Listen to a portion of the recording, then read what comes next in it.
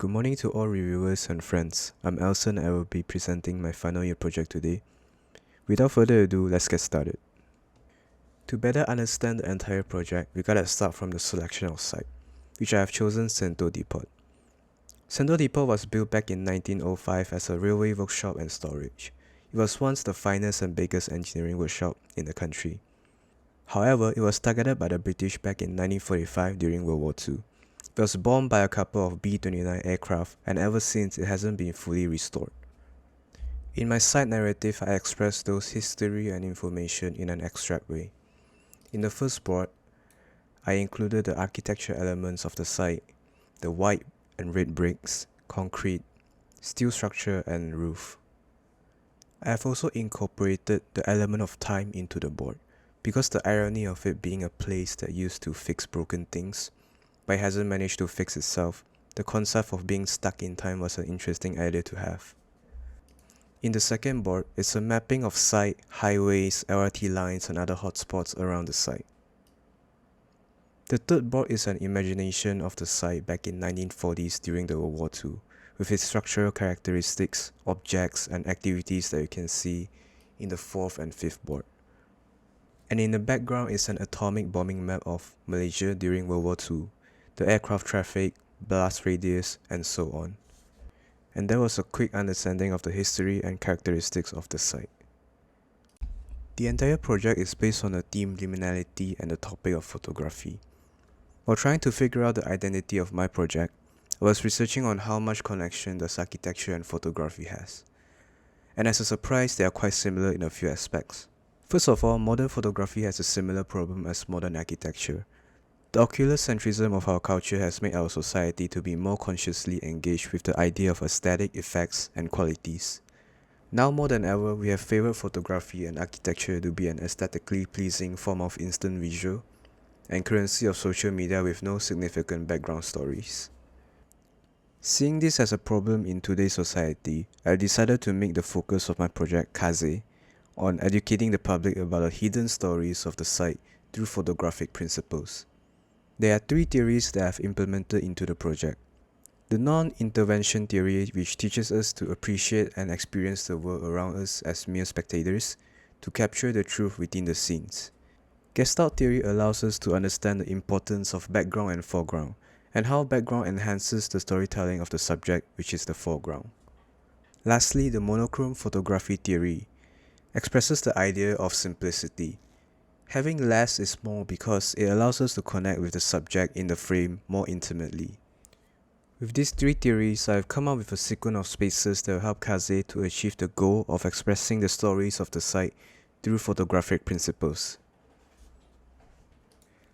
Lighting is one of the most important aspects of photography. The first three spaces introduce the importance of lighting and the effect it has on emotions and the narrative of objects.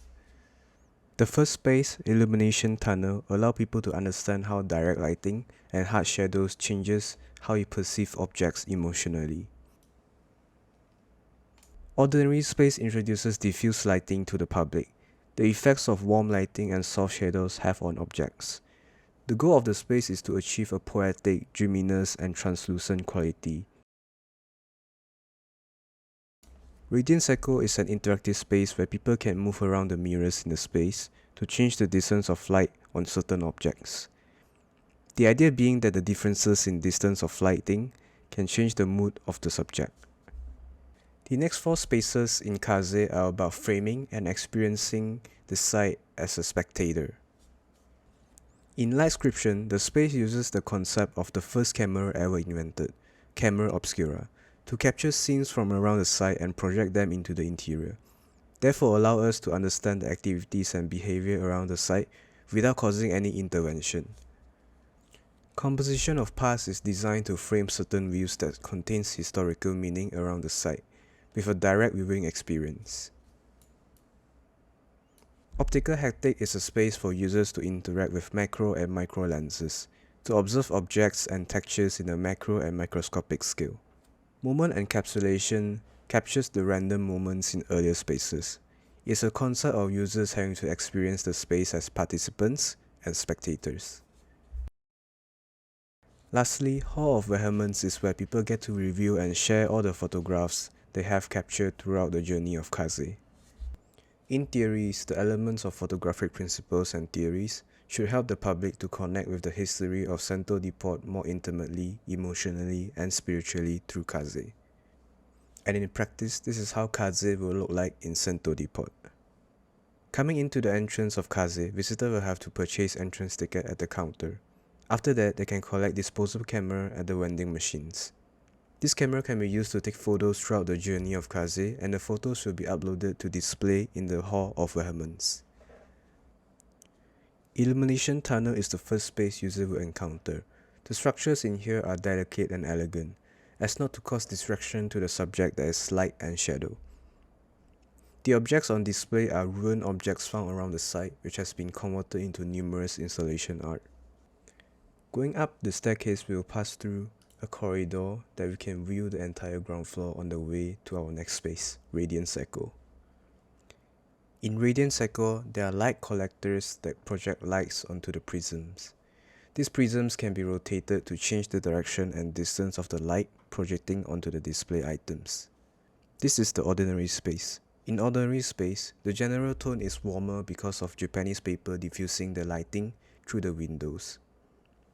It gives a sense of calmness and translucency in the space. After ordinary space, visitors will go through a corridor where flowers will be sold. The corridor will lead them to a memorial.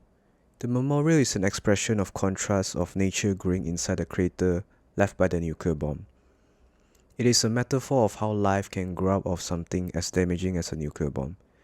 While in the morning, the sun shines through the roof to highlight the crater. At night, the crater glows and highlights the silhouettes of visitors. Visitors can pay their respect to the fallen soldiers with flowers at the memorial. Optical haptic contains devices that are designed to allow users to interact with macro and micro lenses. It allows them to observe objects and textures. The space also has skylight that allows natural sunlight to complement the subjects that are being observed. In light description, there are several camera obscura projecting images onto screens in a pitch black room. This camera obscura can be rotated to change views around the site. On top of that, the screen can also be adjusted to change the focus point of the image.